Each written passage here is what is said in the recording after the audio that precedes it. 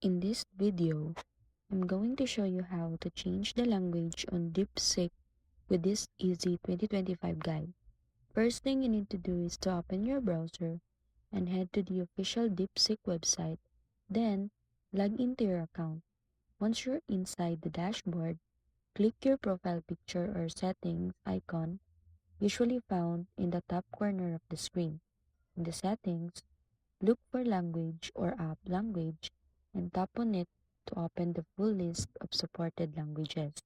From here, just select the language you want, such as English, Spanish, Filipino, or any other option available, and the app will automatically switch to the language right away.